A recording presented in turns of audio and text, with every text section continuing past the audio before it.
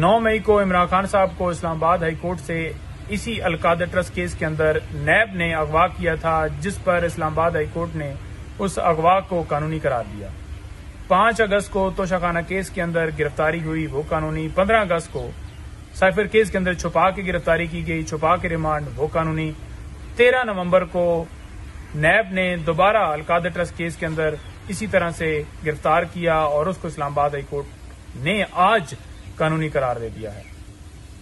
खान साहब की ये दोनों बेल्स, अलकादर ट्रस्ट और तोशाखाना केस, जो बेल्स नीचे ट्रायल कोर्ट से इस बुनियाद के ऊपर खारिज हुई थी कि वो अदालत में पेश नहीं हुए, वो आपकी कस्टडी में थे। अदालत ने हुक्म देना था और इंतजामिया ने सिक्योरिटी के इंतजाम करने थे और खान साहब को अदालत में पेश करना था। ऐसा नहीं किया गया, इसी वजह से बिल्स जो हैं वो खारिज की गई कि वो पेश नहीं हुए, मेरिट के ऊपर खारिज नहीं हुए। उन 2 ऑर्डर्स को इस्लामाबाद हाई कोर्ट ने चैलेंज किया।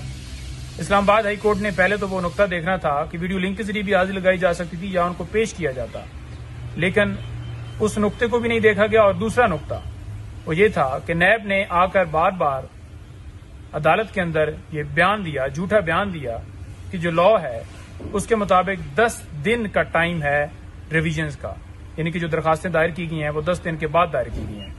जिस लॉ का हवाला दे रहे थे वो 2001 में बना, 2002 में वो खत्म हो गया। 8 महीने के लिए वो लॉ था।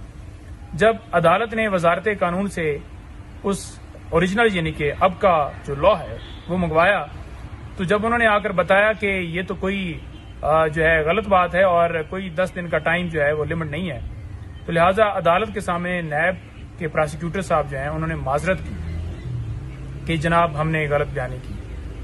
तो खैर अदालत ने देख लिया, रिपोर्टर भी वहां पर मौजूद थे, हम भी वहां पर मौजूद थे, तो हम ये समझ रहे थे कि बिल्स बहाल हो जाएंगी, लेकिन अदालत ने एक बेल जो है जिसमें खान साहब की गिरफ्तारी जो है वो डाली हुई है, वो दरखास्त हमारी खारिज कर दी और ये कहा कि ये दरखास्त जो है इनफ्रक्चस हो गई है, यानी कि गिरफ्तारी डाल दी गई है।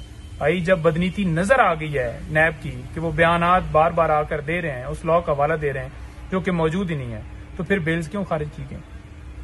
तो ये एक तरफ तो सरकार जो है वो झूठे मुकदमात जो है वो आपको पता है बोगस बनाई जा रही है और दूसरी तरफ अदालत की तरफ से इस तरह का हमें इंसाफ मिल रहा है। Thank you.